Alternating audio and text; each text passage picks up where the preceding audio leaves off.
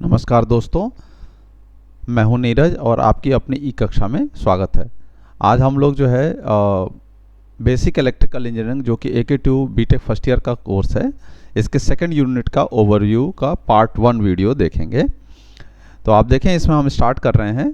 सबसे पहला टॉपिक है fundamental of sine wave. Fundamental of sine wave का मीनिंग है यहाँ पे कि सपोज करिए कि आप जो है इसको टॉपिक के अंदर क्या हम करना होता है, इसमें देखना होता है कि अगर कोई एक कंडक्टर है जो कि यहाँ पे दिखाया गया है, इनिशियली वो कंडक्टर जो है आपकी इस पोजीशन पर है, यानी कि हॉरिजॉन्टल पोजीशन पर है। ऐसे आपका ये इस तरीके से है, हॉरिजॉन्टल पोजीशन पर है और उसको जो है वो एंटी क्लॉकवाइज में रोटेट किया जा रहा है। कितने से? एंगुलर वेलोसिटी ओमेगा से।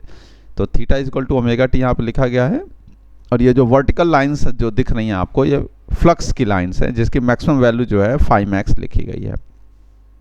तो शुरुआत में जो है आपका कंडक्टर हॉरिजॉन्टल पोजीशन पर है और इस तरीके से जो है आपकी फ्लक्स की लाइनें आ रही हैं। तो इन दोनों के बीच का एंगल कितना है? 90 डिग्री है। तो यानी कि जब एंगल जो है 90 डिग्री होगा उस समय मैक्सिमम फ्लक्स जो है वो आपका कट कर रहा होगा। अब हमारा कंडक्टर इस पोजीशन पे हम ले गए हैं, यानी कि जब रोटेट हो रहा है थीटा एंगल के बाद, यानी कि टी टाइम बीत जाने के बाद, तो उस समय कितना फ्लक्स यहाँ पर कट कर रहा होगा मैक्सिमम। तो उसके लिए हम यहाँ पे परपेंडिकुलर लाइन डाल देंगे और हम देख रहे हैं कि कंडक्टर और हॉरिजॉन्टल लाइन के बीच का एंगल थीटा है। तो हमें पता है कि किन्हीं भी दो लाइन के बीच का अगर एंगल थीटा होता है तो उनके परपेंडिकुलर के बीच का एंगल भी थीटा होता है। तो हम यहाँ पे देखें तो इस हॉरिजॉन्टल लाइन, ये जो हॉरिजॉन्टल लाइन है आपकी, ये हॉरिजॉन्टल लाइन, इस हॉरिजॉन्टल लाइन का परपेंडिकुलर ये आपका फ्लक्स वाली लाइन है और ये कंडक्टर के परपेंडिकुलर ये वाली लाइन खींची गई है। तो इन दोनों के बीच का एंगल अगर ये थीटा है तो ये एंगल भी आपका क्या होगा? थीटा ही होगा। तो उसके अकॉर्डिंग हमको जो है यहाँ पे मिल जाएगा, ये हमारा क्या है? फाई मैक्स है। तो ये एंगल थीटा है तो ये हो जाएगा फाई एम कॉस थीटा, यानी कि theta equal to omega t. और हमें पता है ई इक्वल टू होता है आपका minus d phi upon d t. तो d phi upon d t उसको फॉलो करेंगे, फाई की value phi m cos theta है वो रखेंगे और डिफ्रेंशिएट करेंगे तो हमें मिल जाएगा E is equal to E m sine omega t. और ई एम जो है आपकी मैक्सिमम वैल्यू है। ई एम की जो वैल्यू हम लोगों ने मानी है वो एन फाई एम ओमेगा होगा। तो इस तरीके से हमको जो है e equal to E m sine omega t मिल जाता है, जो कि स्टैंडर्ड इक्वेशन है साइन वेव की।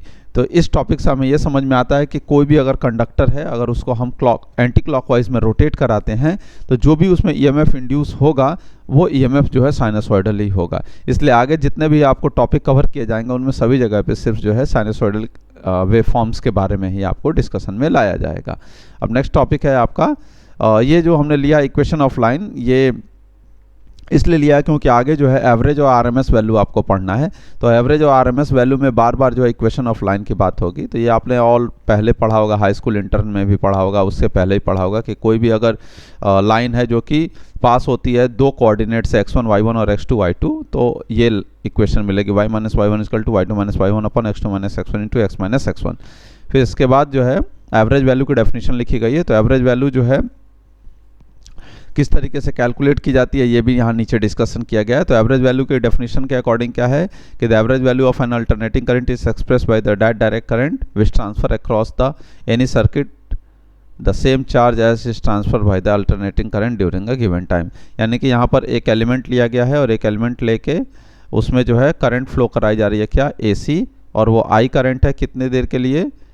T टाइम के लिए। और चार्ज कितना है? Q। ये नोट डाउन कर लेंगे। फिर उसके बाद हम सेम एलिमेंट में ही जो है आपका DC करंट फ्लो करवाएंगे कितनी देर के लिए? T टाइम के लिए ही और Q चार्ज के लिए ही। तो उसके करस्पॉन्डिंग जो भी यहाँ पे करंट आएगी वही आपकी एवरेज वैल्यू कहलाती है। किसकी? इस अल्टरनेटिंग करंट की। तो इसको कैलकुलेट करने के जो है दो मेथड है, मिड ऑर्डिनेट मेथड है और एनालिटिकल मेथड है। मिड ऑर्डिनेट मेथड में क्या है, जैसे आप लोग हमेशा पढ़ते आए हैं मिड ऑर्डिनेट मेथड में क्या होता है, जैसे कि आपको कहीं पे भी एवरेज वैल्यू निकालना होता है तो आप क्या करते हैं, एवरेज वैल्यू निकालने के लिए अगर मान लीजिए 5 बच्चों के मार्क्स हैं और 5 बच्चों के मार्क्स का एवरेज निकालना है तो आप पाँचों बच्चों के मार्क्स जोड़ते हैं और डिवाइडेड बाई 5 कर देते हैं। तो बिल्कुल वही तरीका यूज़ किया गया है यहाँ पर भी। यहाँ पर क्या किया गया है कि ये जो पूरा वेवफॉर्म है इसको n इक्वल पार्ट्स में डिवाइड कर दिया गया और उन सबको जोड़ के डिवाइडेड बाई n कर दिया गया तो हमको एवरेज वैल्यू मिल गई है। ऐसे ही अब एनालिटिकल मेथड की हम जब बात करते हैं तो एनालिटिकल मेथड में जो है आपको फॉर्मूला है सिंपली, अगर I के टर्म में बात करें तो I इज इक्वल टू होगा 0 to t I dt divided by 0 to t d t, जहाँ पे टी जो है वो टाइम पीरियड है। ये जनरल फार्मूला है। लेकिन अगर ऑल्टरनेटिंग वेव है तो उस समय जो एवरेज वैल्यू का फार्मूला जो है थोड़ा सा चेंज हो जाता है। वो क्या हो जाएगा, 0 to t by two I d t divided by 0 to t by two d t, यानी कि हाफ टाइम पीरियड के लिए इंटीग्रेट करते हैं। तो यहाँ पे साइन वेव है, तो साइन वेव जो है ऑल्टरनेटिंग है, जितना पॉजिटिव उतना ही नेगेटिव है। तो यहाँ पर इसको जो है हम हाफ टाइम पीरियड के लिए इंटीग्रेट करेंगे। और इसको जब हम लोग इंटीग्रेट करते हैं तो उस समय जो है हमें मिल जाता है, आप देखें तो इसको इंटीग्रेट करेंगे तो हमें ये डेफिनेट इंटीग्रल है, तो साइन थीटा का होता है माइनस कॉस थीटा, उसको इंटीग्रेट करेंगे, लिमिट रखेंगे तो हमें वैल्यू जो है I average to 2im upon pi मिल जाएगा। यानी कि अगर वोल्टेज के टर्म में होता तो 2vm अपॉन पाई होता। फिर इसके बाद अगला है आपका स्क्वायर वेव फॉर्म। तो स्क्वायर वेव फॉर्म के लिए आपको क्या करना पड़ेगा, अलग अलग वैल्यूज़ निकालनी पड़ेंगे। 0 से टी बाई टू के लिए अलग इक्वेशन है और टी बाई टू से लेके टी के लिए अलग इक्वेशन है। तो यहाँ पर हम देखिए दोनों अलग अलग हमने निकाला हुआ है। कैसे ये वैल्यू कैसे आई है, इसके लिए आपको क्या करना होगा, यहाँ पे दो कोऑर्डिनेट्स हो रहे हैं, ये होगा 0, Vm और दूसरा कोऑर्डिनेट होगा t बाई टू, Vm। इन दोनों से पास होने वाली लाइन की इक्वेशन लिखेंगे तो आपको Vm मिलेगा। दूसरा जो है जब इसकी इक्वेशन लिखेंगे आप यहाँ नीचे तो यहाँ पे आपको माइनस Vm मिलेगा। और हमको दिख रहा है कि ये भी ऑल्टरनेटिंग है, तो जितना प्लस उतना माइनस है, तो हमें यहाँ पे हाफ टाइम पीरियड के लिए इंटीग्रेट करना पड़ेगा। तो हम जब इसको इंटीग्रेट करेंगे तो हमें वैल्यू मिल जाएगी Vm। फिर इसके बाद आता है ट्रायंगुलर वेव। तो ट्रायंगुलर वेव के लिए आप देखेंगे तो ये जो है वेव फॉर्म आपके 4 पार्ट में लगभग दिख रहा है। 0 से t बाई 4, t बाई 4 से t बाई 2, t बाई 4 से 3t बाई 4 और 3t बाई 4 से लेके t तक का है। तो इसमें आपको क्या मिलेगा, इक्वेशन जो है हमको अलग अलग निकालनी पड़ेगी। तो 0 से t बाई 4 के लिए लेंगे तो आप देखें तो यहाँ पर एक कोऑर्डिनेट है 0, 0 और यहाँ पर है आपका t बाई 4, Vm। तो इस तरीके से जब हम इसको इक्वेशन ऑफ लाइन निकालेंगे तो हमको ये मिल जाएगी 4Vm small t upon capital T। फिर t बाई 4 से लेकर t बाई 2 की बात करेंगे तो उस समय देखिए तो एक कोऑर्डिनेट आपका t बाई 4, Vm है और एक दूसरा कोऑर्डिनेट जो है आपका t बाई 2, 0 है। तो ये हम यहाँ पे देखेंगे तो इसको जब इक्वेशन निकालेंगे तो यहाँ पर हमको इक्वेशन मिल जाएगी -4Vm small t upon capital T plus 2Vm। फिर उसके बाद जो दूसरा है यहाँ पर आगे, अभी हमको हाफ टाइम पीरियड के लिए इंटीग्रेट करना है तो इसलिए हमने सिर्फ हाफ टाइम पीरियड के लिए यहाँ पे फार्मूला जो है इसका इक्वेशन का डेराइव किया है।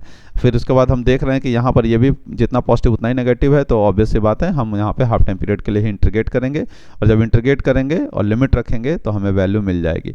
यहाँ पर आप ध्यान से देखेंगे तो 0 से t बाई 2 को नीचे जो है 0 से t बाई 4 और t बाई 4 से लेकर t बाई 2 किया है। क्यों? क्योंकि यहाँ पर जो वेव फॉर्म है वो 2 पार्ट में स्प्लिटेड है, 0 से t बाई 2 के बीच में ही 2 पार्ट में स्प्लिटेड है, इसलिए हमने इसको दोनों को अलग अलग किया है और दोनों के v अलग अलग हैं तो v भी हमने अलग अलग यहाँ पे रख दिया है। और लास्ट में जब इसको सॉल्व करेंगे तो हमें मिल जाएगा Vm अपॉन 2। फिर इसके बाद आता है RMS वैल्यू। तो RMS वैल्यू के लिए भी जो है हम लोग क्या करते हैं, यहाँ पर कोई भी एक हम लोग रेजिस्टेंस ले लेते हैं और उसमें AC करंट फ्लो करवाते हैं I और कितने टाइम के लिए, T टाइम के लिए, और उस समय देखते हैं कि कितना हीट जो है जनरेट हुआ वो हम लोग कैलकुलेट कर लेते हैं, देख लेते हैं कि कितना हो रहा है। फिर उसको सेम एलिमेंट में हम DC सप्लाई देते हैं और DC सप्लाई देने के बाद जो है अगेन कितने टाइम के लिए, T टाइम के लिए ही, और हीट भी कितनी जनरेट होती है, H ही होती है। तो यहाँ पर क्या आ जाता है, आपका जो भी करस्पॉन्डिंग वैल्यू आती है करंट की वो इस AC करंट की RMS वैल्यू होती है। तो इस तरीके से जो है यहाँ पर भी हम RMS वैल्यू कैलकुलेट कर सकते हैं। फिर मिड, इसमें भी कैलकुलेट करने के 2 ही मेथड हैं, एक है आपका मिड ऑर्डिनेट मेथड, यहाँ पे मिन लिखा है, आप इसको मिड कर लेंगे, मिड ऑर्डिनेट मेथड, और दूसरा है एनालिटिकल मेथड। तो मिड ऑर्डिनेट में भी फिर से वही तरीका है, आपको n इक्वल पार्ट्स में इसको डिवाइड कर लेना है और I स्क्वायर R हीट निकालना है। तो I square R into T होता है, तो ऑब्वियस सी बात है आपने n इक्वल पार्ट में डिवाइड किया है तो टाइम भी n इक्वल पार्ट में डिवाइड हो गया होगा। तो यानी कि अगर टोटल टाइम T है तो T अपॉन n हो जाएगा। फिर इन सबको जोड़ देंगे तो टोटल हीट जो है प्रोड्यूस मिल जाएगी इस वेव फॉर्म के कारण से। फिर उसके बाद क्या किया गया है, नॉर्मली जो है I का इफेक्टिव वैल्यू यानी कि जो RMS वैल्यू है उसको अगर लेंगे तो I square R into T होगा, फिर दोनों को इक्वल कर देंगे तो हमें I इफेक्टिव की वैल्यू, ये फॉर्मूला जो है मिल जाएगा। ये आपका मिड ऑर्डिनेट मेथड है। एनालिटिकल मेथड में फिर से वही है तरीका। एनालिटिकल मेथड में आपको जो है इंटीग्रेशन करना पड़ेगा और यहाँ पे एनालिटिकल मेथड का IRMS की वैल्यू जो होगी वो होगी क्या, 0 to T I square dt upon 0 to T dt। ये पूरा का पूरा क्या होगा, अंडर रूट में होगा। तो यहाँ पे साइन वेव के लिए पहले निकाला गया है, तो साइन वेव के लिए आप क्या करेंगे, इंटीग्रेट करेंगे, डेफिनेट इंटीग्रल है, Im sin ओमेगा t रखेंगे, उसका स्क्वायर करेंगे, फिर साइन स्क्वायर थीटा को 1 माइनस कॉस 2 थीटा अपॉन 2 में जो है चेंज कर देंगे और हम सॉल्व करेंगे तो हमें वैल्यू मिल जाएगी Im/√2। अगर यही वोल्टेज के टर्म में होता तो हमें Vm/√2 मिल जाता। फिर इसके बाद आता है स्क्वायर वेव। स्क्वायर वेव में अगेन हम देखेंगे कि यहाँ पर हमारा वेव फॉर्म ऑलरेडी हम लोगों ने लिख लिया है, तो वेव फॉर्म की इक्वेशन हमको पता है और फुल टाइम पीरियड के लिए इंटीग्रेट करेंगे तो ये जो पूरा 0 से t का इंटीग्रेशन है वो दो पार्ट में स्प्लिट हो जाएगा, 0 से t/2 फिर t/2 से लेके t के बीच में, क्योंकि दोनों टाइम पे इक्वेशन जो है अलग अलग है, एक में Vm है एक में -Vm है। फिर इंटीग्रेट करेंगे, लिमिट रखेंगे, हमको वैल्यू मिल जाएगी Vrms = Vm। फिर इसके बाद जो है ट्रायंगुलर वेव है। ट्रायंगुलर वेव में ऑलरेडी हम लोगों ने दो हिस्से कर लिए थे, 0 से t/4 और t/4 से लेकर t/2 ऊपर हमने उन्हें किया हुआ है। तो अब हम क्या करेंगे, आगे का इसमें इंटीग्रेशन करेंगे। तो आप देखें तो यहाँ पे क्या दिख रहा है आपको, t/4 से लेके 3t/4 तक का किया गया है। क्यों ऐसा किया गया है, क्योंकि अगर आप करके चाहें तो देख भी लीजिएगा कि यहाँ से लेके यहाँ तक ये सेम इक्वेशन है, एक ही इक्वेशन है, कोई अलग इक्वेशन नहीं है। तो इसलिए जो है यहाँ पर वही काम किया गया है और उससे जब सॉल्व करेंगे तो अगेन आ जाएगा आपका -4Vm/T + 2Vm। फिर उसके बाद 3t/4 से लेकर t के लिए जो है हम इक्वेशन निकालेंगे तो वहाँ पे हमको मिल जाएगी 4Vm/T -4Vm। फिर इसको एक जगह पे कंसाइजली लिख दिया गया है। फिर इसे जब इंटीग्रेशन करना होगा RMS वैल्यू के लिए तो हम 0 से t के लिए करेंगे, तो हम देख रहे हैं कि 0 से t के लिए जो है 3 पार्ट में डिवाइड हो रहा है इक्वेशन, पूरा वेव फॉर्म 0 से t/4, t/4 से लेकर 3t/4, 3t/4 से लेकर t तक। तो उसको आप यहाँ पे रख देंगे और 1 बाय 1 सबको a b c मान के इंटीग्रेट करेंगे और इंटीग्रेट करेंगे तो इंडिविजुअली सबकी इंटीग्रेशन करते जाएंगे और आपको लिमिट रखेंगे, वैल्यू मिल जाएगी। और लास्ट में इन सभी a और b और c की वैल्यू जब रखेंगे तो आपको Vrms = Vm/√3 मिल जाएगा। फिर इसके बाद अगला टॉपिक है फॉर्म फैक्टर। फॉर्म फैक्टर बहुत इंपॉर्टेंट है। इसका फॉर्मूला होता है इफेक्टिव वैल्यू। इफेक्टिव वैल्यू का मतलब हो गया कि RMS वैल्यू, यानी ना इसको क्या बोलते हैं, RMS value upon average value.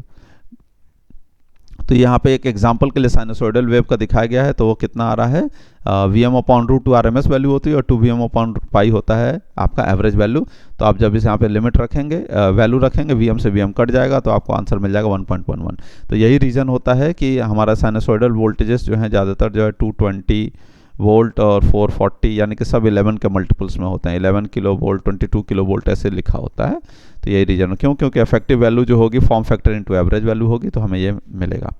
फिर इसके बाद जो है पीक फैक्टर है। पीक फैक्टर का फॉर्मूला है maximum value divided by effective value. तो maximum value divided by effective value अगर हम जैसे ही करेंगे साइनसोइडल वेव के लिए तो हमें वैल्यू मिल जाएगी 1.414। तो आशा करते हैं कि फर्स्ट पार्ट आपको समझ में आया होगा और इस वीडियो को जितना से ज़्यादा अपने मित्रों के साथ शेयर करें और चैनल को सब्सक्राइब जरूर करें। Thank you.